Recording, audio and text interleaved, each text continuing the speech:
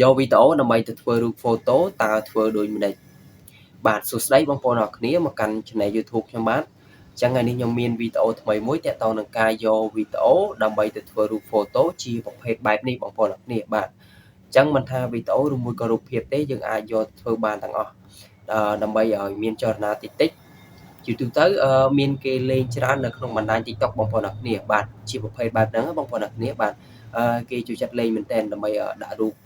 អញ្ចឹងទៅហើយយើងលាយជាមួយប្រភេទ photo ហ្នឹងទៅដើម្បីឲ្យមានចលនាតិចតិចអញ្ចឹងបងប្អូនអរគ្នាបាទអញ្ចឹងសម្រាប់ការដាក់រូប photo នេះគឺដាក់បានទៅលើទូរស័ព្ទ iPhone ទេបងប្អូនអរគ្នាទូរស័ព្ទ Android ធម្មតាគឺដាក់បានទេបងប្អូនអរគ្នាបាទអញ្ចឹងទៅខ្ញុំក៏បានឃើញបងប្អូនយើងជាច្រើនគាត់ចង់ដាក់អញ្ចឹងទៅបងប្អូនអរគ្នាតែគាត់អត់ដឹងដាក់មិនទេបងប្អូនអរគ្នាហើយបងប្អូនខ្លះទៀតគាត់ឆាតមកសួរខ្ញុំដែរបងប្អូនអរគ្នាគាត់ឆាតមកសួរខ្ញុំថាបងក៏គាត់ចង់ដាក់អញ្ចឹងតើធ្វើដូចម្ដេចអញ្ចឹងទៅបងប្អូនអរគ្នាចង់ឲ្យខ្ញុំចេញវីដេអូអញ្ចឹងទៅបាទអញ្ចឹងថ្ងៃនេះខ្ញុំចេញវីដេអូតាមសំណុំពរបងប្អូនអរគ្នាបាទអញ្ចឹងកុំឲ្យរងចាំតឹងយូរខ្ញុំចូលទៅទស្សនាទាំងអស់គ្នាទៅបងប្អូនអរគ្នាតែកុំភ្លេចបងប្អូនអរគ្នាជួយ like subscribe ខ្ញុំម្នាក់មួយផងដើម្បីខ្ញុំមានកម្លាំងចិត្តធ្វើវីដេអូបន្តទៀត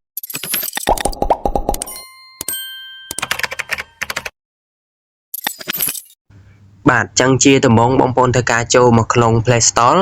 ដែលជាកន្លែង down កម្មវិធីទូទៅហ្នឹងបងប្អូនអរគ្នាកន្លែងយើង down game down អីចឹងទៅបងប្អូនអរគ្នាបាទបន្ទាប់ពីបងប្អូនចូលមកក្នុង Play Store ហើយបងប្អូនធ្វើការវាអក្សរតាមខ្ញុំមកបងប្អូនអរគ្នា UINK ចឹងបើសិនជាបងប្អូនអត់តន់ចេះអក្សរនឹងទេបងប្អូនអាចចូលទៅ copy នៅក្នុងក្រុម Telegram ខ្ញុំបានដោយសារតែខ្ញុំដាក់នៅក្នុងក្រុមអញ្ចឹងណាបងប្អូនអរគ្នាបាទអញ្ចឹងបើសិនជាបងប្អូនដឹងថាចូលក្រុមកន្លែងណាទៀតបងប្អូនចុចខាងក្រោមវីដេអូខ្ញុំទៅកន្លែងចំណងជើងហ្នឹងបងប្អូនចុចទៅនឹងឃើញ link ឯងបងប្អូនអរគ្នាអញ្ចឹងនឹងគឺជា link ចូលក្រុម Telegram ខ្ញុំបងប្អូនអរគ្នាបាទបន្ទាប់ពីយើងធ្វើការវាយអក្សរនឹងហើយយើងធ្វើការចុចបញ្ជូនបងប្អូនអរគ្នាហើយបន្ទាប់ពីចូលមកដល់កន្លែងនេះបងប្អូនឃើញហើយកម្មវិធីមួយដែលមានរូបខ្មៅក្រិចហ្នឹងបងប្អូនអរគ្នាមានសឆ្នូតតូចតិចហ្នឹងបងប្អូនអរគ្នាបាទអញ្ចឹងបងប្អូនធ្វើការចុចចំកម្មវិធីហ្នឹងតែម្ដងទៅបងប្អូនអរគ្នាបាទបន្ទាប់ពីយើងចុចចំហើយបងប្អូនធ្វើការ down មកដោយសារតែនេះខ្ញុំ down រួចហើយបងប្អូនអរគ្នាតែបើសិនជាបងប្អូនណាដែលអត់ទាន់ down បងប្អូនធ្វើការចុច down មកណាបងប្អូនអរគ្នាបាទឥឡូវនេះខ្ញុំធ្វើការ down បានហើយខ្ញុំធ្វើការចុចបើកតែម្ដងបងប្អូនអរគ្នាបាទបន្ទាប់ពីខ្ញុំបើកមកខ្ញុំចូលមកដល់កន្លែងនេះបងប្អូនអរគ្នាអញ្ចឹងបងប្អូនក៏ដូចគ្នាដែរណាបន្ទាប់ពីបងប្អូន down ហើយនឹងចូលមកដល់កន្លែងនេះបងប្អូនអរគ្នាយើងចុចបើកមកណាអូខេបន្ទាប់ពីចូលមកដល់កន្លែងនេះបងប្អូនក៏លេខមើលខាងស្ដាំដៃខាងលើគេបងប្អូនអរគ្នាដែលមាននេះ live photo វីដេអូហ្នឹងបងប្អូនអរគ្នាដែលចិត្តអក្សរ 4K ហ្នឹងបងប្អូនអរគ្នាមានចុចហ្នឹងបងប្អូនអរគ្នាបងប្អូនស្គាល់ហើយធ្លាប់ឃើញហើយតែបើបងប្អូនមិនធ្លាប់ឃើញរៀងពិបាកតិចបងប្អូនអរគ្នាតែខ្ញុំដាក់សញ្ញាព្រួយមើលអញ្ចឹងណាបងប្អូនអរគ្នាអញ្ចឹងយើងធ្វើការចុចចំហ្នឹងមកបងប្អូនអរគ្នា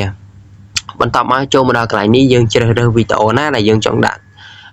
ទៅជារូប photo បងប្អូនអរគ្នាដែលមានរចនា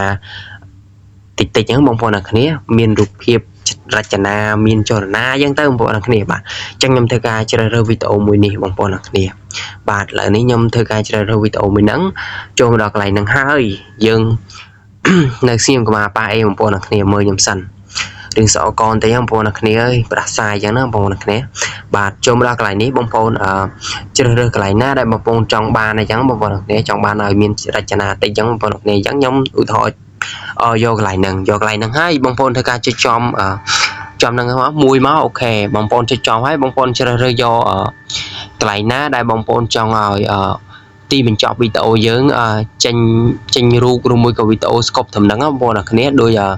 បងប្អូនចង់ឲ្យវាឈប់ត្រឹមបិទភ្នែកបើកភ្នែកអញ្ចឹងទៅបងប្អូនអរគ្នាអញ្ចឹងខ្ញុំចង់ឲ្យវាឈប់ត្រឹមនេះបន្តមកខ្ញុំចុចនេះ save ខាងក្រោមបងប្អូនអរគ្នា save ខាងក្រោមហ្នឹងអូខេបន្ទាប់ពីយើង save ខាងក្រោមហើយយើង save ខាងលើទៀតពណ៌សហ្នឹងបងប្អូនអរគ្នាបាទអូខេពេញលើហើយអូខេពេញហើយអញ្ចឹងចូលមកដល់កន្លែងនេះបងប្អូនធ្វើការចុចខាងលើនេះពណ៌សនេះបងប្អូនអរគ្នាចុចខាងលើនឹងមកអូខេឥឡូវនេះយើងបានហើយបងប្អូនឃើញអត់នេះមានសញ្ញាវងដូចក្រិតខ្យងហ្នឹងបងប្អូនអរគ្នាអញ្ចឹងយើងបានវីដេអូហ្នឹងហើយយើងយកទៅដាក់ជារូបភាពបានអញ្ចឹងបងប្អូនអរគ្នាបាទអញ្ចឹងវីដេអូនេះក៏ឈានទៅដល់ទីបញ្ចប់ហើយកុំភ្លេចជួយ like subscribe ខ្ញុំម្នាក់មួយផងដើម្បីខ្ញុំអាប់ឡូតវីដេអូបន្តទៀតអរគុណច្រើន